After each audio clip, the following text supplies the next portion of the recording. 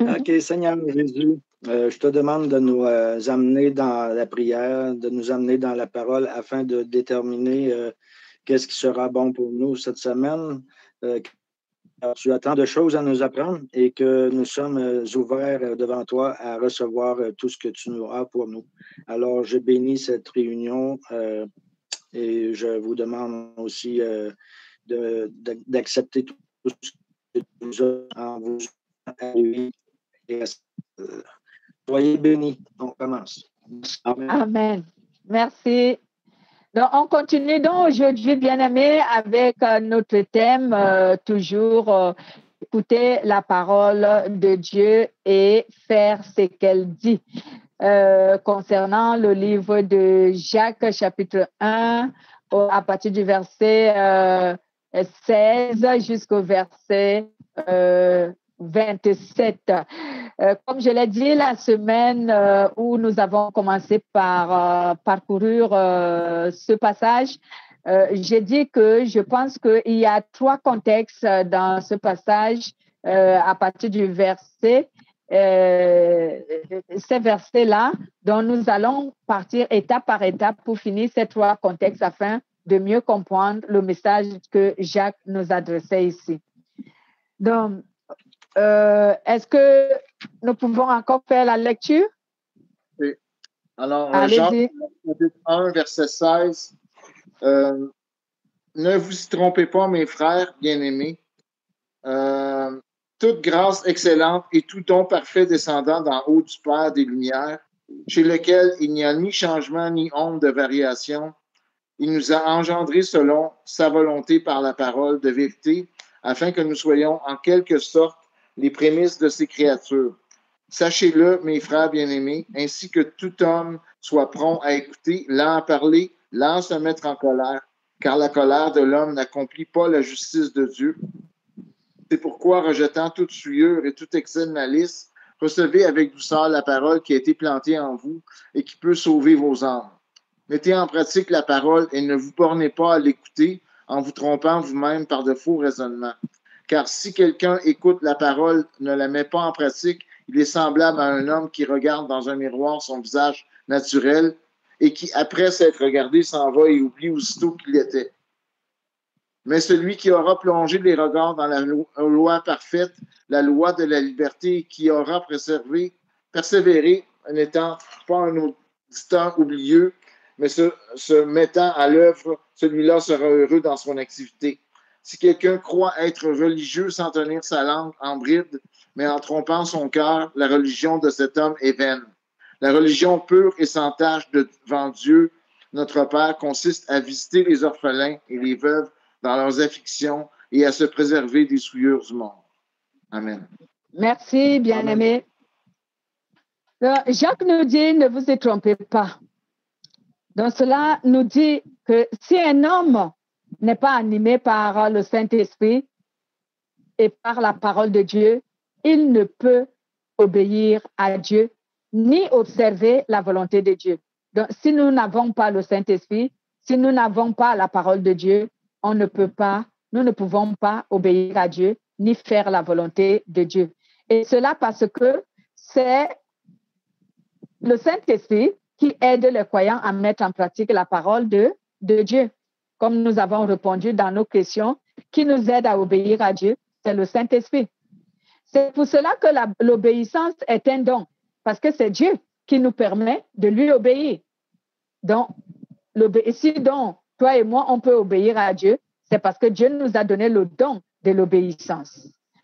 Je pense qu'on a lu Jean 3, chapitre 3, verset 27, 2 Corinthiens, chapitre 4, verset 7, Philippiens, chapitre 2, verset 13. Donc, on doit savoir donc que le croyant doit être disposé à écouter la parole de Dieu sans murmurer et sans la contester. Parce que c'est l'attitude que nous avons, nous les croyants. Lorsque la parole de Dieu contredit notre conduite, on la murmure et on la contexte. On se met en colère. Non, la parole de Dieu est là pour nous soigner. Pourquoi devons-nous murmurer contre la parole ou la contester? C'est pourquoi Jacques nous dit donc ici, il nous dit donc, nous devons écouter la parole de Dieu sans raisonnement. Donc, le croyant ici doit écouter la parole de Dieu sans raisonner, sans murmurer, parce que la parole de Dieu l'aide plutôt. Et le croyant doit plutôt se réserver des paroles. Il doit être disposé à écouter la parole sans murmurer. Il doit être disposé à se retenir de beaucoup de paroles. Il doit être disposé à éviter la colère qui conduit au péché. Parce que lorsque j'ai dit il doit éviter la colère qui conduit au péché, pourquoi je le dis? Parce que dans le livre d'Éphésiens, la Bible nous dit si vous entrez en colère, donc, ce qui veut dire que c'est possible que nous entrons en colère. Mais il y a une autre écriture qui continue qui dit ne péchez pas. Donc, il n'a pas dit que si tu entres en colère, tu pêches. Mais la Bible dit si tu entres en colère, ne pêche pas. Mm-hmm. Voilà. Donc, qu'est-ce que je veux par là dire? Que le chrétien doit avoir la maîtrise de soi. S'il entre en colère, si quelque chose le fâche, il doit prier. Il doit tout faire pour ne pas faire ce qui est mal, pour ne pas agir mal. Mais il n'est pas évident qu'un chrétien ne puisse pas entrer en colère. Nous sommes des humains, ça peut arriver. Mais la Bible te dit, abstiens-toi de pécher si tu entres en colère.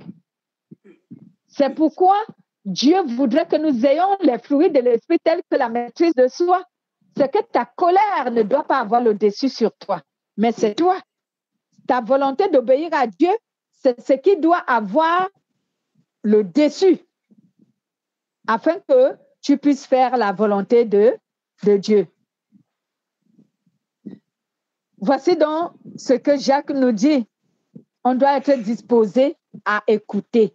Beaucoup de chrétiens, nous n'aimons pas écouter. On veut que parler.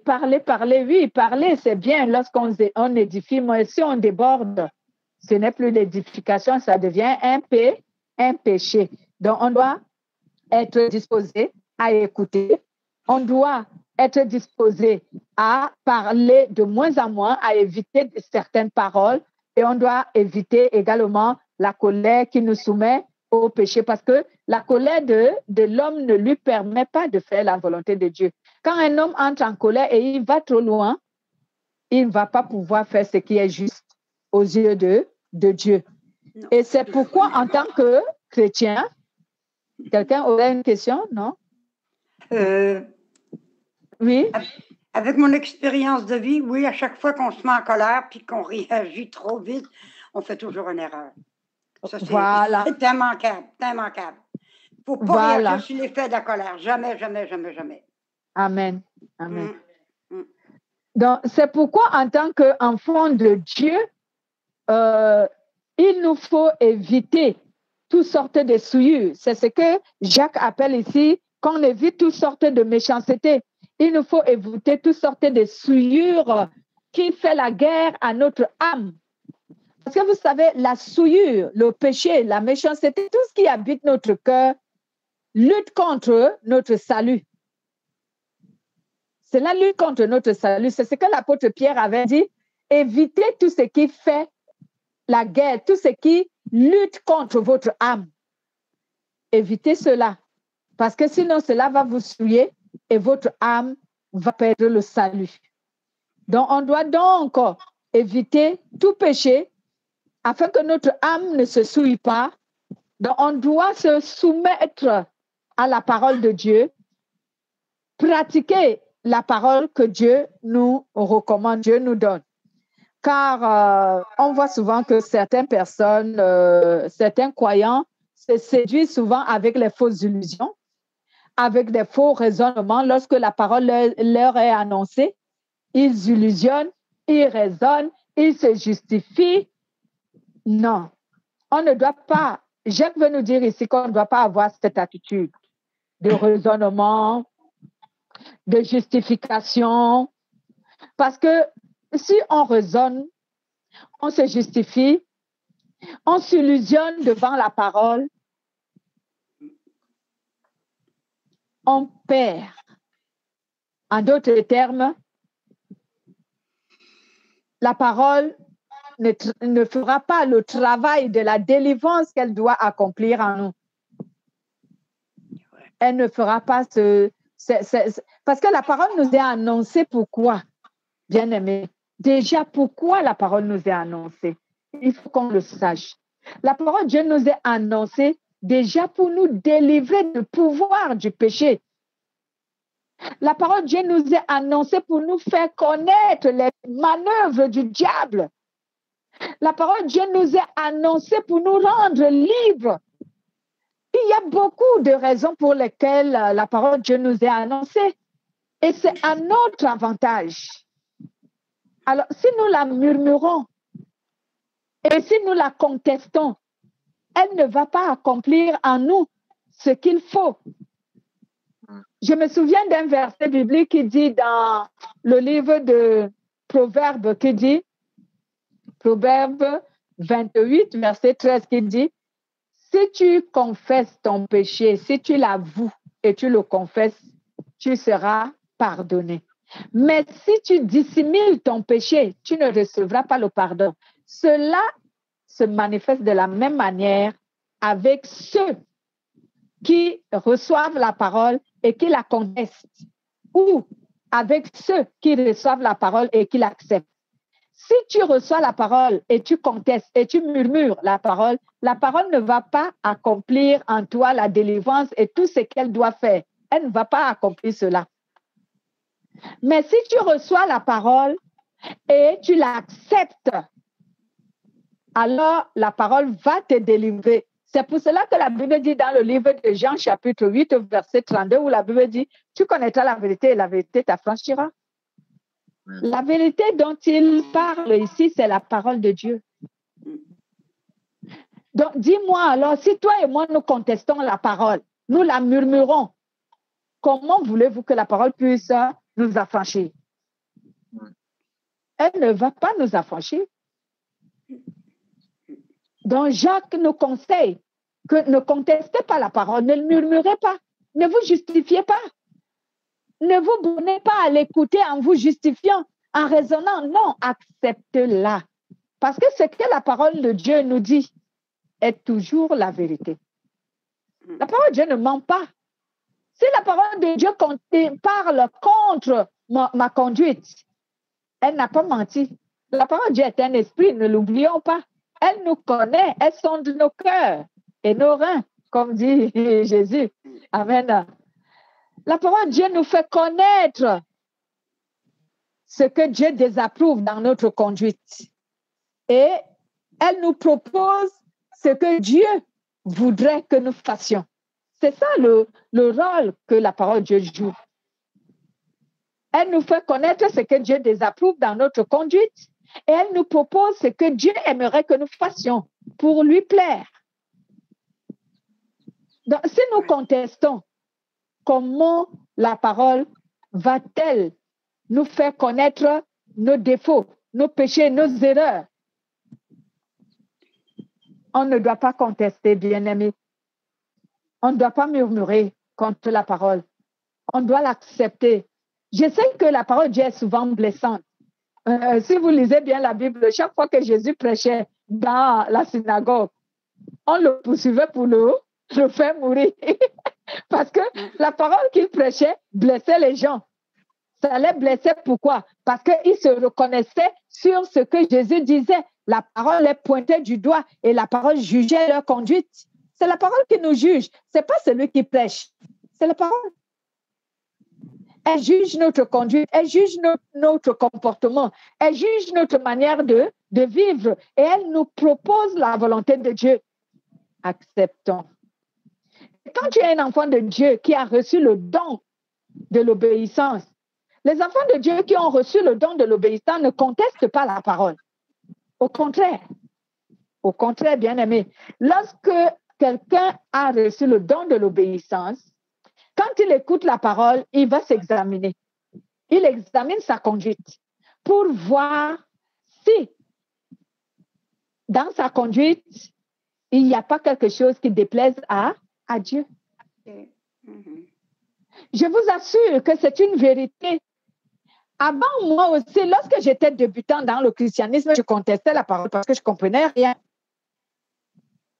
Je contestais, je me fâchais quand la parole pointait du doigt ma conduite, mon comportement. Mais à partir du moment où j'ai compris et que j'ai été délivrée par la grâce de Dieu, aujourd'hui, quand j'écoute une prédication, qu'elle soit la mienne ou qu'elle soit celle de quelqu'un d'autre, si elle pointe du doigt l'un des comportements ou l'un des caractères dont j'ai encore ou que j'entretiens encore, je m'examine. Est-ce que ce n'est pas vrai? Amen. Et je me mets à la prière dès que je découvre que ce qui a été dit est vrai. J'ai encore une attitude qui ne plaît pas à Dieu. J'ai encore un comportement, un caractère qui ne plaît pas à Dieu. Je me mets à me repentir aussitôt. Je ne murmure plus la parole. Je ne la conteste plus. Et pourtant, avant, dans les débuts de mon christianisme, moi aussi, j'ai contesté la parole. Oui, que personne ne vous trompe. La parole, elle est blessante. Quand tu es encore brute, elle te blesse. C'est pourquoi j'avais prêché une fois dans ma communauté où tout le monde riait. Je leur ai dit que la parole de Dieu est comme une opération chirurgicale sans anesthésie. Parce qu'il n'y a pas d'anesthésie pour atténuer la douleur. Elle te blesse correctement. Et il n'y a pas d'anesthésie. Tu vas sentir une douleur lorsqu'elle commence à circoncire ton cœur pour retirer le caractère mauvais qui est en toi. C'est pour cela que certaines personnes se sentent jugées. Où il dit, vous nous jugez. Jésus n'avait pas jugé les gens. Vous nous jugez. Non, ce n'est pas le prédicateur qui juge, c'est la parole qui te juge. La parole te met face à tes défauts. Et elle te place maintenant sa volonté à elle. Donc, tu as la volonté de Dieu d'un côté, tu as ton caractère d'un côté. Et il y a un combat spirituel qui se produit. Le bien et le mal se mettent à lutter. Et toi, tu as des douleurs. Tu ressens des douleurs. Parce que la parole de Dieu veut retirer ce comportement, ce caractère mauvais, cette attitude qui ne plaît pas à Dieu. La parole de Dieu veut carrément l'arracher de ton cœur. Et ta chair lutte contre cela. C'est pourquoi je dis souvent aux gens, le combat spirituel, ce n'est pas l'oppression des démons ou des sorciers ou des adeptes de Satan. Le combat spirituel, c'est lorsque le mal et le bien luttent dans ton cœur. C'est ça le combat spirituel. Lorsque la parole de Dieu veut retirer le péché de ton cœur et la chair lutte que le péché ne sorte pas du cœur, c'est ça le combat spirituel. Oui, Colette? Il y a un proverbe qui dit « Si jeunesse savait et si vieillesse pouvait ». Amen. Ouais. Ouais. Ça quand on est jeune, on ne comprend pas quand on est jeune. Donc, c'est quand on arrive en âge, plus on vieillit, c'est là qu'on commence, on comprend. Mais quand on est jeune, c'est comment qu'on essayera d'expliquer, ils ne comprendront pas. Amen. C'est vrai. C'est ça. Ça, c'est vrai. Si jeunesse savait et si vieillesse pouvait. Ça, c'est vrai. Ouais. Donc, la parole de Dieu est donc une lampe à nos pieds. Elle est là pour nous éclairer. En fait, elle est là pour nous montrer le chemin de la vérité. Nous devons l'accepter, même si pendant qu'elle vient nous délivrer, nous affranchir, elle nous blesse, mais on doit accepter. Parce que nous, on croit qu'elle nous blesse, mais en fait, elle ne nous blesse pas. Elle soigne nos blessures. Nous sommes déjà blessés. Il y a quelqu'un qui fait souvent une émission où il parle de la vie quotidienne et il dit « Les blessés de guerre sont les gens compliqués. » Excusez-moi. Les blessés de guerre sont des gens compliqués. Mais tous les êtres humains, nous sommes des blessés de guerre. La vie nous a tellement donné des leçons que nous sommes blessés. La parole de Dieu vient donc traiter nos plaies. C'est pour ça que nous ressentons souvent de la douleur. Lisons un peu Psaume chapitre 119 au verset 105. Le livre de Psaume. Psaume 100? Oui. 119 au verset 105. Okay.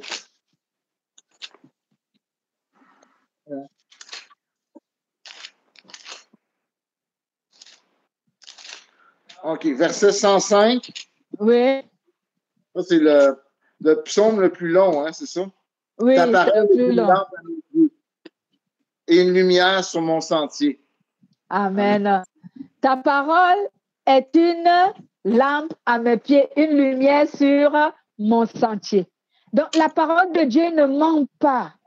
Tout ce que la parole de Dieu dit concernant notre caractère, notre attitude, notre conduite est vrai.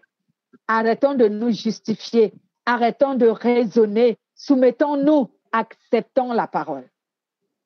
Acceptons la parole. Donc, je vais revenir sur ce que j'ai dit tantôt. C'est pourquoi Jacques nous dit ici que la parole de Dieu est comme un miroir. Le miroir joue quel rôle? Le miroir nous montre notre véritable nature. Visage, morphologie. Oui, la parole, le miroir ne trompe pas. Est-ce que vous avez déjà vu un miroir qui trompe quelqu'un? Lorsque tu es face à un miroir, le miroir va te montrer exactement qui tu es, comment tu es. C'est ça la parole. C'est pourquoi Jacques a dit la parole de Dieu est comme un miroir. Donc, tu ne peux pas avoir reçu la parole et commencer à te justifier. C'est comme si tu es face au miroir et tu vois que tu es gros ou que tu as maigri et tu dis non, non, non, non, j'ai pas maigri là. J'ai pas maigri. Non, tu as maigri. La parole de Dieu montre que tu as maigri. Que tu es gros, que tu as grossi. Et quand tu te pointes devant le miroir, tu dis ah non, non, non, non, non, je n'accepte pas, je ne suis pas gros. Mais tu es gros. Le miroir montre que tu es gros. Pourquoi tu dis que c'est faux? C'est pas faux, c'est la vérité. Amen. C'est la vérité. Le miroir montre exactement ce que tu es. Et c'est ça la parole de Dieu. Elle nous connaît. Elle nous montre exactement ce que nous sommes. C'est pourquoi on ne doit pas se justifier. Et Jacques a dit, un chrétien qui a reçu de Dieu un don de l'obéissance ne se justifie pas. Lorsqu'il écoute la parole, il sait que ce que la parole a dit est vrai. Au lieu de murmurer, au lieu de se justifier, au lieu de la contester, la personne, ce chrétien, ce croyant se met à la confession. Il se met à rechercher la face de Dieu par des prières de repentance et de supplication. Seigneur, je reconnais, tu m'as vu tel que je suis, tu m'as dépouillé, je te demande pardon, aide-moi à abandonner ce péché, aide-moi à changer de vie, aide-moi à devenir conforme à ta volonté, au lieu de murmurer. Amen. Amen. Au lieu de murmurer, on va lire une dernière référence. 1 Thessaloniciens chapitre 5 au verset 20 à 22. OK. Ne méprisez pas les prophéties, mais examinez toutes choses, retenez ce qui est bon, abstenez-vous de toute espèce de mal. Amen. Ne méprisez pas les prophéties. Attendez un peu, je vais lire français courant. J'adore français courant quelquefois sur certains passages parce que il a un français qui est souvent vraiment très impeccable à entendre. Dans 1 Thessaloniciens chapitre 5, le verset 20 à 22. Il est écrit, ne méprisez pas les messages du Saint-Esprit. Voilà. Ne méprisez pas les messages inspirés par l'Esprit, mais examinez toutes choses, retenez ce qui est bon et gardez-vous de toute forme de mal. Amen. Voilà ce que dit Français courant. Il dit ne méprisez pas les messages inspirés par le Saint-Esprit. Donc, lorsque la parole de la vérité est prêchée, c'est le Saint-Esprit qui vous annonce la parole de Dieu. Pourquoi la contester? Pourquoi la murmurer? c'est que si tu murmures, c'est que tu veux dire que Dieu est un menteur alors. Il n'a pas bien vu qui tu es. Dieu n'est pas un menteur, ni sa parole. Ce que sa parole nous dit souvent est vrai. Il suffit tout simplement qu'on reconnaisse et la parole de Dieu entre à l'œuvre pour nous transformer. Tu connaîtras la vérité et la vérité te délivrera. Voilà où est-ce que nous allons nous arrêter ce soir. Soyez bénis. Est-ce qu'il y a des questions? Voilà, il n'y a pas de questions. De toute façon, on va prendre nos devoirs, sortent toujours de ces enseignements. Dimanche prochain, on parlera des 2 questions de notre devoir et on continuera à sonder encore des Écritures que Dieu nous a enseignées. Amen. Qui va clôturer notre réunion avec la prière? Colette.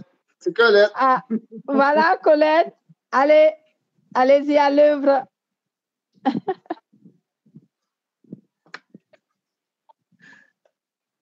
Allez-y, Colette. Est-ce qu'elle est là? On dirait que son micro s'est coupé. Ouais. Ok, je vais donc remercier le Seigneur. Père, que toute la gloire et l'honneur te reviennent au nom de Jésus. Merci Saint-Esprit, toi le meilleur enseignant de tous les enseignants qui ont été, qui seront et qui viendront. Merci de nous avoir encore édifiés ce soir. Je bénis ton nom. Que cette parole soit pour nous une source de bénédiction qui produit les fruits qui te sont agréables à nous. Les fruits qui sont une transformation de notre être, une transformation de notre attitude, de notre caractère. Je te bénis, Seigneur, pour cette parole. Au nom de Jésus. Amen. Amen. Amen. Salut, Colette. Soyez bénis. Bonne soirée. Bye. À tout à l'heure. À tout à l'heure. Bye. Bonne semaine.